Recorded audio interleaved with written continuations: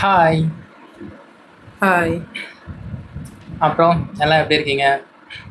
நாங்கள் வந்து ஏன் லைவ் வர மாட்டோம் அப்படின்னு சொல்லி நிறைய பேர் வந்து கேட்குறீங்க. ஆனால் நாங்கள் வந்து வருவோம், கூடிய சீக்கிரத்தில் நாங்கள் வந்து லைவ் வந்து வரோம். இப்போ வந்து நம்ம என்ன பேச போகிறோம் அப்படின்னா பிக் பாஸ் சீசன் 9 வந்து நேற்று தான் ஆரம்பித்தாங்க. கிராண்ட் லான்ச் வந்து ரொம்ப சூப்பராக போச்சு. ஆனால் என்ன, எங்களுக்கு வந்து ஒரு சின்ன வருத்தம் இருந்துச்சு.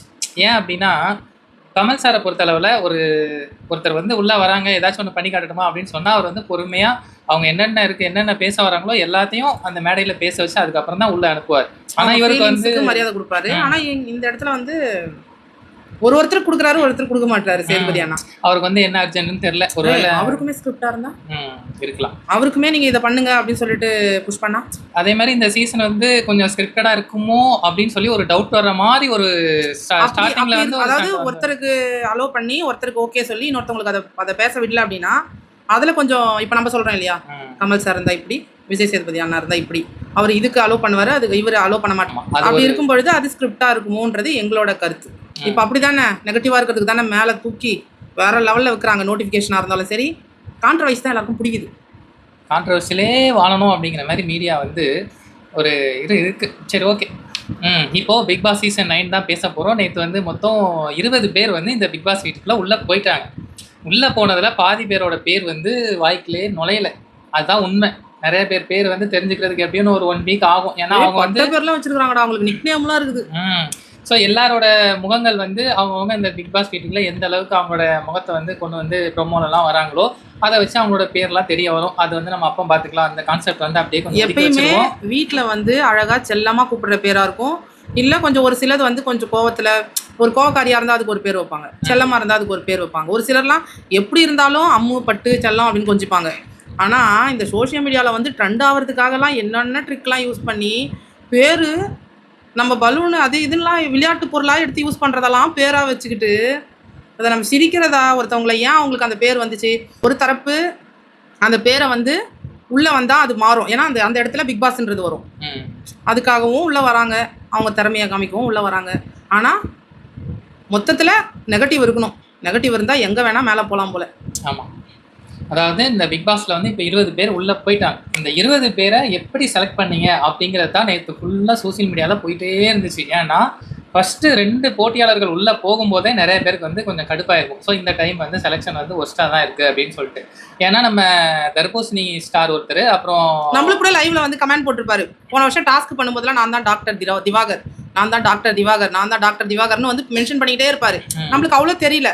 ஆனால் இப்போ பார்த்துட்டோம், அவரோட நிறைய வீடியோஸ்லாம் கூட பார்த்துட்டோம். அண்ணன் போயிருக்கிறாரு.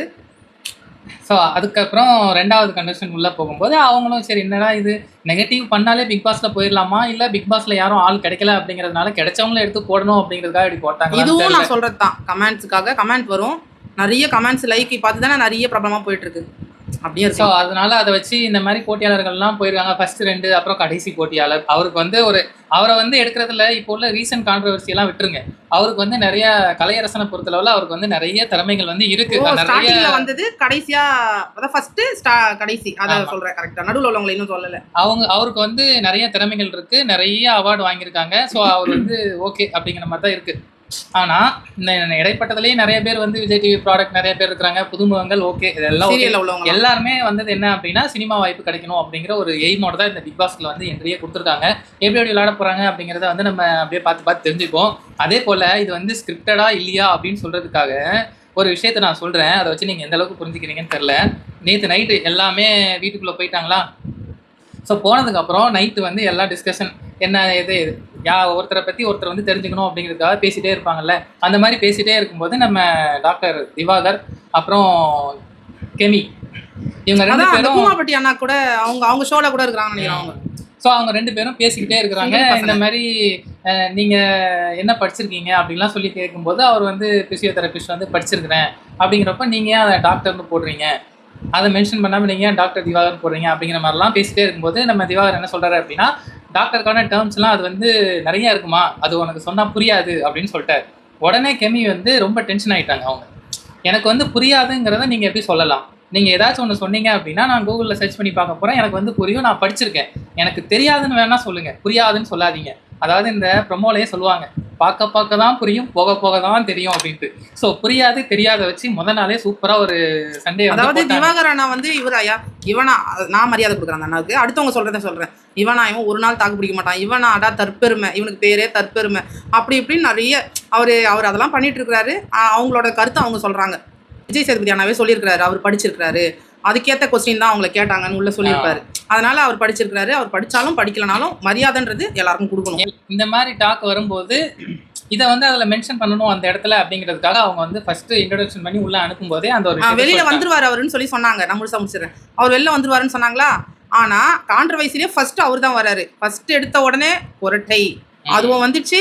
அதுக்கப்புறம் இந்த டாக்டர் நீங்க படிச்சிருக்கீங்க, படிக்கல, நான் நீங்க எப்படி அதை சொல்லலாம், நீங்க எப்படி இதுக்கு சப்போர்ட்டா வந்து அந்த வில்லனா ஒருத்தர் வருவாரு, அந்த பிரதர் பிரவீன், அவர் வந்து சப்போர்ட்டுக்கு வந்து நீங்க எப்படி பிரதர் அப்படி சொல்லலாம்னு சொல்லிட்டு அப்படியே ஸ்டார்டிங்கே வேற லெவலில் போயிட்டு இருக்கு. அதாவது நான் என்ன சொல்ல வரேன்னா, அவர் வெளில போயிடுவாரு ஒரு நாள்லயே அப்படின்னாங்க. ஆனா இப்போ அவரை வச்சு தான் ஃபுல்லா போவோம்னு நான் நினைக்கிறேன். ஏன்னா கொஞ்ச நாள் கண்டென்ட்டுக்கு ஆகாது. அதே மாதிரி இந்த பிக் பாஸ் ஹவுஸ்ல பிரவீன் அப்புறம் கெமி இவங்க 2 பேரும் என்ன நினைச்சிருக்காங்க அப்படின்னா, என்ன நினைச்சு உள்ள போயிருக்காங்க அப்படின்னா, நம்ம வந்து நிறைய ப்ரொமோஸ்ல வந்து கவர் ஆயிட்டோம் அப்படின்னா மக்களுக்கு வந்து நல்ல ரீச் கிடைக்கும் அப்படின்னு நினைச்சிட்டாங்களான்னு தெரியல. ஏன்னா தொட்டதுக்கெல்லாம் ஒரு சண்டையை உள்ள கொண்டு வந்து வேற மாதிரி பண்றாங்க. அவங்களா வாண்டடா போறாங்க, நிறைய விஷயங்கள்லாம் பண்ணிட்டு இருக்காங்க. இதுவும் அவங்களுக்கு கொடுத்த ஒரு டாஸ்கா கூட இருக்கலாம், அவங்களுக்கு கொடுத்த ஒரு ஸ்கிரிப்டா கூட இருக்கலாம். அது ஸ்கிரிப்டுன்ட்டு கன்ஃபார்மாக நம்மளுக்கு தெரியாது, இருக்கலாம். இப்போ எப்படி ஒரு நாடகம் இருந்தால் நம்ம அதுக்கு ரிவ்யூ சொல்லுவோம், இந்த நாடகம் எப்படி இருக்குப்பா, ஆனால் நம்ம வீட்டில் நடக்கிறதுலாம் இந்த நாடகத்தில் நடக்குதுப்பா அப்படின்னு சொல்லுவோம். அந்த மாதிரி தான் எங்களோட கண்ணோட்டம் சொல்கிறோம்.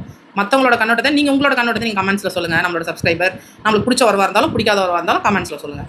எல்லாரும் வளரட்டும்ப்பா, அவங்க நல்லவங்களோ கெட்டவங்களோ, அவங்க எப்படி வெளியில் கெட்ட பேர்ல இருந்து உள்ளே போய் நல்ல பேர் கூட வாங்கி அவங்க நல்லபடியாக இருக்கட்டுமே. ஏன்னா இருக்கிறது ஒரு வாழ்க்கை தான், ஒரு லைஃப் தான். எல்லாரும் பிறக்க போகிறோம், அப்புறம் போய் சேர போகிறோம், அவ்வளோதான். அதுக்குள்ளே நல்லதாக இருந்தாலும் கெட்டதாக இருந்தாலும் அதை அழகாக கொண்டு போயிடணும். சொல்லு ரவி. அதுக்கப்புறம் என்ன ஆச்சு அப்படின்னா, இந்த சண்டை காலையில் வந்து கொரட்டைக்கு ஒரு சண்டையை போட்டாங்க. அதுக்கப்புறம் என்ன ஆச்சு அப்படின்னா, இதில் தண்ணி வந்து இப்போ வந்து ஃபஸ்ட்டு ஸ்டார்டிங் அப்படிங்கிறதுனால கொஞ்சம் அளவாக தான் கொடுத்துருக்காங்க. அதாவது ஒவ்வொரு போட்டியாளருக்கும் ஒரு நாளைக்கு வந்து 25 லிட்டரா 20 லிட்டரான்னு தெரியல, அவ்வளோதான் யூஸ் பண்ணணும்.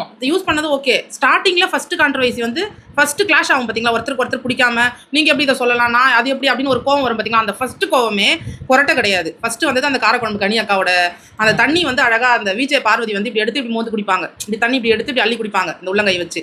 அதை குடிச்சிட்டு திரும்ப அப்படியே வச்சு இப்படி குடிப்பாங்களா. அது எப்படி இருந்தாலும் நம்ம வாய்ப்படுது. பெரியவங்களுக்கு ஒரு சிலருக்கு பிடிக்கும், ஒரு சிலருக்கு பிடிக்காது.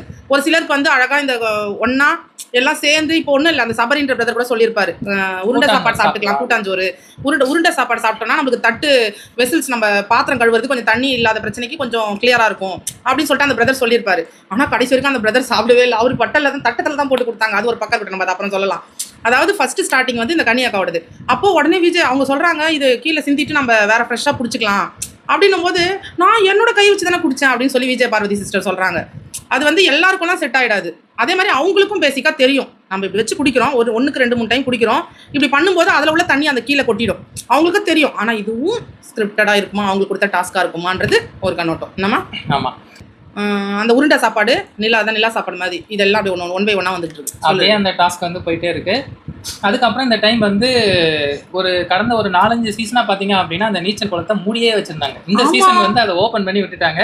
நல்லா மழை பெய்யுற ஒரு கிளைமேட், நல்லா மழை வந்துட்டு இருக்கு சென்னையில். ஆமாம், சென்னையில் தான் ஷோ நடக்குது, நல்லா இருக்கும். அது எதுக்காக இந்த டைம் வந்து ஓப்பன் பண்ணாங்கன்னு தெரியல, ஓப்பன் பண்ணிட்டாங்க. அதாவது நீச்சல் குளத்தை ஓப்பன் பண்ணி அந்த இடத்துல தண்ணியெல்லாம் நிறையா கொட்டி வைப்பாங்களாம். ஆனால் வீட்டுக்குள்ள யூசேஜுக்கு தண்ணியே கொடுக்க மாட்டாங்களாம். இது எந்த விதத்துல நியாயம் தெரியல. அதுக்கப்புறம் அதுக்கும் ஒரு கதை இருக்கு. இப்போ அந்த தண்ணியில போயிட்டு ஃபர்ஸ்ட் அந்த கானா பாட்டு பாடுறாரு இல்லையா ஒரு அண்ணா, அந்த கானா வினோத் அண்ணா, அந்த அண்ணா பாடுறாரா. அதுக்கப்புறம் ஒருத்தரா பாடுறாங்க. திவாகர் அண்ணாவும் பாடுறதுக்கு ட்ரை பாடுறாரு. பாடும்பொழுது அவருக்கு வந்து தொண்டை கொஞ்சம் அப்படியே கொஞ்சம் கரகரப்பா வருதா. உடனே அதுக்கு ஒரு விஷயங்கள் சொல்றாங்க. அந்த வில்லனா வருவார்ல, அந்த பிரதர் பேர் தான் பிரவீனா. அந்த பிரதர் சொல்றாரு, 7 அதாவது நீங்க போய் தண்ணியில நில்லுங்க, இந்த தொண்டை அளவுக்கு கழுத்து அளவுக்கு தண்ணியில போய் நீங்க நில்லுங்க, கண்டிப்பா வரும் 7 ராகம் 7 இது வரும் உங்களுக்கு அப்படின்னு சொல்லிட்டு அதெல்லாம் போயிட்டு இருக்காங்க. அதுக்கு ஒரு சில விஷயங்கள்லாம் சொன்னாங்க. அதை நாங்கள் ஷார்ட்ஸாக சிம்பிளாக கொடுக்குறோம். அப்புறம் வீட்டில் ஒவ்வொருத்தருக்கும் ஒரு நாளைக்கு 25 லிட்டர் தண்ணி தான் யூஸ் பண்ணணும் அப்படிங்கிற மாதிரி சொல்லியிருக்காங்க. குடிக்கிறதுக்கு கொடுக்குற தண்ணியில் கூட நிறையா ட்விஸ்ட் இருக்குது அப்படிங்கிற மாதிரிலாம் பிக் பாஸ் வந்து சொல்லியிருந்தாரு. என்னென்ன ட்விஸ்ட் அப்படிங்கிறது தெரியல. அதாவது எப்படின்னா, அந்த வீட்டுக்குள்ளே டக் டக் டக் அப்படின்னு தட்டுற சத்தம் வந்து கேட்குமா. அந்த டைமில் வந்து அந்த ஸ்டோர் ரூமை திறந்தா தண்ணி வந்து வச்சுருப்பாங்களாம். அது 3 பாட்டில் 2 பாட்டில் அந்த மாதிரி தான் வச்சிருப்பாங்களாம் தண்ணி. அந்த டைமில் அந்த டக் டக் சத்தத்தை கேட்டு குறிப்பிட்ட செகண்டுக்குள்ளே அந்த ஸ்டோர் ரூமை திறக்கல அப்படின்னா தண்ணி கொடுக்க மாட்டோம் அப்படிலாம் நிறைய ரூல்ஸ் வந்து போட்டிருக்காங்க. அந்த பாத்ரூமில் போயிட்டு ஓடி வந்தாங்களே, தண்ணி ஆஃப் பண்ணிவிட்டு அப்புறம் ஃப்ளஷ் ஆன் ஆகலை, அதுக்கப்புறம் ஷவர் இல்லை. இந்த வீட்டுக்கு இவ்வளோ அழகா டெக்கரேட் பண்ணி இவ்வளோ கலைநயத்தோட இவ்வளோ ஒர்க் பார்த்தவங்க கடைசி அந்த பாத்ரூம்ல தண்ணி இல்லை, வெளிநாட்டுல இருக்கிற மாதிரி பேப்பர் வந்து அதுக்கு அந்த கனியாக்காவும் அலறிட்டாங்க. அப்பப்பா எனக்கு இது செட் ஆகாது, ஐயோ அப்பா அப்படின்னு சொல்லி டென்ஷன் ஆயிட்டாங்க. அப்போ நான் உடனே ரவி கிட்ட சொல்றேன், நம்ம நாட்டில் அந்த மாதிரி ஒரு சூழ்நிலை வந்துச்சுன்னா என்ன ரவி ஆகும் அப்படின்னு சொல்லிட்டு நாங்கள் வேற அதெல்லாம் பேசிக்கிட்டு இருந்தோம். அதுக்கப்புறம் விஜய் பார்வதி, அப்பா எனக்கெல்லாம் பழகிடுச்சுப்பா, இல்லை அசால்ட்டா சொல்றாங்க அவங்க அந்த சிஸ்டர், எனக்கு பழகிடுச்சுப்பா, எனக்கு ஒன்றும் பிரச்சனை இல்லைப்பா. அப்புறம் சில டாஸ்க்லாம் ப்ரொமோல வந்து காமிச்சிருக்காங்க. அது என்ன அப்படின்னா ஒரு நாள் கூத்து அப்படிங்கிற மாதிரி. அதாவது இந்த பிக் பாஸ் வீட்டுக்குள்ள வந்த முதல் நாள் அவங்க வந்து இதுக்கெல்லாம் சரிப்பட்டு வர மாட்டாங்கப்பா, இவங்க வந்து வெளில போனால் இவங்க இதுக்கு வேஸ்ட் அப்படிங்கிற மாதிரி யாராச்சும் ஒரு கண்டஸ்டன் வந்து செலக்ட் பண்ணும் அப்படிங்கிற மாதிரி ஒரு டாஸ்க் வந்து கொடுக்குறாங்க. அது வந்து ஃபர்ஸ்ட் ப்ரொமோல வந்து காமிச்சிருப்பாங்க. 24 hours வந்து அது இன்னும் வரல. அது ஐ திங்க் கொஞ்சம் நேரத்தில் வரும்னு நினைக்கிறேன். அது யார் யார் என்ன சொல்லியிருக்காங்க அப்படிங்கிறத அடுத்து நம்ம டீப்பாக பேசுவோம். இல்லை அப்படின்னா இன்னைக்கு எபிசோடில் கண்டிப்பாக போட்டுருவாங்க. அது முடிஞ்சதுக்கப்புறம் நம்ம வந்து வீடியோ வந்து கொடுப்போம். இந்த பிக் பாஸ் வீட்டில் வந்து அலுமூஞ்சிகள்லாம் நிறைய இருக்கிறாங்க. அதே மாதிரி ஷார்ட் டம்பர் நான் இப்படிதான் அப்படிங்கிற மாதிரிலாம் நிறைய பேர் இருக்கிறாங்க. வெளியில பார்த்த ஒரு வைப்புக்கும் உள்ள வந்து இருக்கிறதுக்கும் நிறைய டிஃப்ரெண்ட் நிறைய பேருக்கு வந்து இருக்கு. ஏன்னா புதுசா ஒரு இடத்துல புது ஆட்களை சந்திக்கும் போது நிறைய பேருக்கு வந்து ஒரு ஃபியர் இருக்கும். ஒரு சில பேர் வந்து அப்படிலாம் இருப்பாங்க. அதெல்லாம் எப்போ மாறுது அப்படிங்கிறத பார்ப்போம். ஃபர்ஸ்ட் அந்த கொரட்டை விஷயத்தை பேசுவோம். மனுஷனுக்கு முக்கியம், அதாவது ஒரு மனுஷன், அதாவது இயற்கையெல்லாம் போய் செயற்கை தான் இப்போ நம்மளை சூழ்ந்துக்கிட்டு இருக்குது. அதில் நான் என்ன சொல்கிறேன்னா, எனக்கு சிரிப்புனா தாங்க முடியல. போன வருஷமும் இதை பற்றிலாம் கொரட்டை அந்த மாதிரி விஷயங்கள்லாம் வந்து ஐயோ டிஸ்டர்ப் ஆகுது அப்படி ஆகுதுன்னாங்க. ஆனால் இந்த டைம் வந்து அழகாக ஒருத்தவங்க வந்து யார் சொன்னது கொரட்டை இது பண்ணது, கொரட்டை வந்து அவர் சொல்லிட்டு திவாகர் வந்து என்ன பண்ணிட்டாரு அப்படின்னா, நான் வந்து நல்லா கொரட்டை விடுவான்ப்பா அப்படிங்கிற மாதிரி சொல்லிட்டே அவர் வந்து தூங்கினாரு. அதே மாதிரி தான் கொரட்டை விட்டுருப்பாரு போல. அதே மாதிரி பிரவீன் வந்து எதுவுமே சொல்லல போல. அவர் வந்து நிறைய கொரட்டை விட்டுருப்பாரு போல. பக்கம் இருக்கிறவங்களாம் தள்ளிப்பட அப்படிங்கிற மாதிரிலாம் சொல்லியிருப்பாரு போல. ஸோ அதை வச்சு ஒரு சண்டையை வந்து காலையில கிரியேட் பண்ணியிருக்காங்க. அதுக்கு அந்த சபரின்ற பிரதர் வந்து இதில் நாடகத்தில் இருப்பார் பார்த்தீங்களா, அந்த பிரதர் அழகா கொரட்டன்றது நம்ம வந்து எப்படினாலும் ஒரு மனுஷாளுக்கு அது வர்றது இயல்பு தான். நம்ம எப்போ இருப்போம் எப்படி இருப்போம், நம்மளுக்கு யாருக்கு எப்பப்போ கொரட்டை வரும் அப்படின்றது யாருக்குமே தெரியாது. அது வந்து இயல்பு தான். அதனால நீங்கள் அதை ஒரு பெருசாக எடுத்துக்காதீங்க, அதை போய் கம்ப்ளைண்ட்லாம் பண்ணாதீங்கன்னு அழகாக சூப்பராக சொல்லியிருப்பாரு அந்த பிரதர் ஆரோரா. சரி மாற்றி சொல்லியிருந்தா கூட நீங்கள் கமெண்ட்டில் போடுங்க. அவங்க என்ன சொல்கிறாங்கன்னா, அப்பா இதை ஒரு விஷயமா எடுத்து இந்த கொரட்டை விஷயத்தை போய் இது பண்ணுறது எனக்கு சுத்தமாக ஏற்றுக்கவே முடியல, ஐயோ அப்படின்னு சொல்லிட்டு அவங்களும் அவங்களோட இதை காமிச்சிட்டாங்க. அவங்க நல்லவங்களோ கேட்டவங்களோ அவங்களோட ஒப்பீனியன் அவங்க சொல்லிட்டாங்க. அது தப்பு, அறவே தப்புன்னு சொல்லிட்டாங்க. இந்த சபரி பிரதர் தான் நல்லா இது பண்ணாருப்பா அந்த விஷயத்தில். மித்தபடி நான் என்ன சொல்கிறேன்னா, கொரட்டைக்கு எங்களோட இதுலேருந்து நாங்கள் சொல்கிறோம், கொரட்டைன்றது மனுஷாலோட இயல்பு. கொரட்டைன்றது குழந்தைங்கலேருந்து பெரியவங்க வரைக்குமே இருக்குது. குழந்தைங்களுக்கு பொதுவாக சளி அதிகமாக பிடிக்கும் பொழுது, கோல்டு இருக்கும் பொழுதுலாம் வந்து அதிகமாக தெரியும். அந்த சத்தமே வந்து கஷ்டமாக இருக்கும் பேரண்ட்ஸ்க்கு பார்க்கும்போது. அந்த மாதிரி குழந்தைங்களுக்கும் உண்டு, பெரியவங்களுக்கும் உண்டு, வயசானவங்களுக்கும் உண்டு, நடுத்தர வயசு எல்லாருக்கும் வரும். அது வந்து இயல்பு தான். அதுக்காக நம்ம என்ன அந்த மூக்கில் துணியாக வச்சு அடைச்சிக்க முடியும் சொல்லுங்களேன்? தொண்டையில் எதனா வாயை வச்சு எதனா இந்த இடமும் அடைச்சிக்க முடியும் சொல்லுங்கள்? அது ஃபர்ஸ்ட் தப்பு. அதே மாதிரி இப்போ இங்கே வந்து பண்ணும்போது அதுவுமே இதை எடுத்து நீங்கள் பேசுங்கன்னு சொல்லி அவங்களுக்கு ஒரு கேம் கூட கொடுத்துருக்கலாம், ஒரு டாஸ்க்காக. ஏன்னா பொதுவாக அவங்கவுங்க வீட்டிலேருந்து ஃபேமிலி இருந்தாலும் சரி, ஹாஸ்டல்லையோ இல்லை ஒரு ஆசிரமத்திலையோ வளர்ந்துருந்தாலும் சரி, அங்கே ஒரு சின்னவங்கலேருந்து பெரியவங்க வரைக்கும் எல்லாருக்கும் கொரட்டை வந்திருக்கும். அதை பற்றி எல்லாருமே பேசியிருப்போம். அது இயல்பு தான். ஆனால் அதை பற்றி பேசுகிறாங்கன்னும் போது அது ஸ்கிரிப்டாக இருக்குமோன்னு எங்களோட கண்ணோட்டம். உங்களோட கண்ணோட்டம் நீங்கள் சொல்லிக்கோங்க கமெண்ட்டில். அதே மாதிரி இன்னொன்று சொல்கிறேன், மனுஷால் மட்டும் கிடையாது, நம்ம அழகாக வளர்க்குற பெட்ஸு கூட, நம்ம வீட்டில் எந்தெந்த பெட்ஸ் வச்சுருக்கிறோமோ, எங்களுக்கு தெரிஞ்சு நிறைய நாங்கள் மற்ற பெட்ஸ்லாம் நாங்கள் பார்த்ததில்ல. என் செல்லக்குட்டிங்க டென்சி பொண்ணு, சிட்ஸு பிரீடு, அவங்க அழகாக மனுஷாலே தோற்றுருவாங்க அவங்க கொரட்டை. அந்த மாதிரி நம்ம அழகாக செல்ல பிராணியாக நம்ம வீட்டில் வச்சு நம்ம பிள்ளையாக வளர்க்குற அந்த பெட் கூட கொரட்டை வரும். அதனால் இதெல்லாம் ஒரு பெருசாக பேசிக்கிட்டு இருக்கிறது ரொம்ப தப்பு. அதே மாதிரி இப்போ நம்ம வீட்டில் இருக்கிற தாத்தா பாட்டியாக இருக்கட்டும், அப்பா அம்மாவாக இருக்கட்டும், இப்போ உங்களுக்கு தெரியாது, நீங்கள் அவங்க கொரட்டை விட்டு அவங்கள என்ன கழுத்தை பிடிச்சி வெளியே தள்ளிடுவீங்க, தப்பு. அதுக்கப்புறம் நீங்கள் வந்து உங்களுக்கு கொரட்டை விடுறது உங்களுக்கே தெரியாது. அடுத்த ஆள் யாருன்னா, சப்போஸ் இப்போ பேசினவங்களே அந்த கொரட்டையை பற்றி அதை இழுத்தவங்களே சொல்கிறேன் நான், அந்த கான்ட்ரவர்சியை கொண்டு வந்தவங்களே, உங்களுக்கு கொரட்டை வருதுன்றதை உங்கள் வீட்டில் உள்ள ஃபேமிலி மெம்பர்ஸோ இல்லை உங்கள் ஃப்ரெண்ட்ஸ் சர்க்கிளோ அவங்க தான் உங்களுக்கு பார்த்து சொல்லுவாங்க. அப்படி பார்த்து சொல்லிட்டாங்கன்னா நீங்கள் என்ன பண்ணுவீங்க? கொரட்டை வருதுன்னு சொல்லிட்டு வாயையும் மூக்கையும் வந்து அடிச்சிப்பீங்களா? எப்படி? எனக்கு சிரிப்பு தான் வருது. இல்லைனா கொரட்டையே வரக்கூடாது, நைட்டெல்லாம் 24 மணி நேரம் தூங்காமல் முடிச்சுட்டு இருப்பீங்களா? அப்படியே சிரிச்சுட்டு போயிட வேண்டியது தான். இதெல்லாம் ஒவ்வொன்றா எடுத்துகிட்டு வராங்க பார்த்தீங்களா, கண்டென்ட்டுன்னு சொல்லிட்டு. அப்படியே சிரிச்சுக்கிட்டே போயிடலாம். நாங்கள் வந்து எங்களோட கண்ணோட்டத்தை சொல்கிறோம், தப்பாக இருந்தால் மன்னித்து விடுங்கள். அதுக்கப்புறம் கொஞ்சம் காலையில் அப்படியே எல்லாம் உட்காந்து பேசிகிட்டே இருக்கும்போது டேரக்டர் ஒருத்தர் உள்ள போயிருக்காரு இல்லையா, அவர் பேர் வந்து பிரவீன் காந்தி. அவங்க வந்து என்ன சொல்லியிருப்பாங்க அப்படின்னா, அவர் வந்து டேரக்டர் அப்படிங்கிறதுனால உள்ள இருக்கிற ஒவ்வொரு போட்டியாளர்கள் யார் யார் எப்படி என்ன அப்படிங்கிறத சூப்பராக ஜட்ஜ் பண்ணுறாரு. அதுக்கப்புறம் கலையரசனை வந்து கூப்பிட்டுருந்தார். ஏன் அப்படின்னா அவங்க கிட்ட கொஞ்சம் தனியாக பேசணும் அப்படிங்கிற மாதிரி சொல்லியிருந்தாரு. அந்த கான்வர்சேஷன் இன்னும் வரலை. அவங்க என்ன பேசுகிறாங்கிறது அதுக்கப்புறம் தான் தெரியும். அதுக்கப்புறம் என்ன இந்த ஸ்டைல்லாம் மாற்றிக்கிங்க அப்படின்னு சொல்லி கலையரசன்ட்ட கேட்கும்போது கலையரசன் வந்து சொல்லியிருந்தார், இந்த மாதிரி முடியெல்லாம் நிறையா வச்சு இருக்கும்போது நிறைய பேர் வந்து பயப்படுறாங்க, கொஞ்சம் பேனிக் ஆகிடுவாங்க அப்படிங்கிறதுனால இந்த பிக் பாஸ் வீட்டுக்குள்ளே வர்றதுக்காக அந்த ஹேர் கட்லாம் பண்ணி நார்மலாக வந்திருக்கிறேன் அப்படிங்கிற மாதிரி சொன்னார். அதே மாதிரி அவர் வந்து சின்ன வயசுலேருந்து 7 வயசுலேருந்தே அவர் வந்து அருள்வாக்கு சொல்கிறார். தேனியில் பிறந்திருக்கிறாரு. சந்தன மாரியம்மன் அருள்வாக்கு சொல்வார் அவர். அந்த அருள்வாக்கு எல்லாமே இப்போவும் சொல்லுவாராமா. இப்போ எல்லாமே இருக்கான். ஆனால் இந்த பிக் பாஸுக்குள்ளே வந்து அந்த முடி எல்லாம் இருந்துச்சு அப்படின்னா கொஞ்சம் பயப்படுவாங்க அப்படிங்கிறதுக்காக புது ஹேர் ஸ்டைலில் உள்ளே வந்திருக்கிறாரு. இந்த ஒரு விஷயம் வந்து நடந்துச்சு. அந்த டேரக்டர் அப்பா உங்ககிட்ட நான் நிறைய பேசணும், அப்புறம் பேசலாம் அப்படின்னு சொல்லிட்டு அப்படியே அவங்களுக்குள்ள பேசிக்கிறாங்க.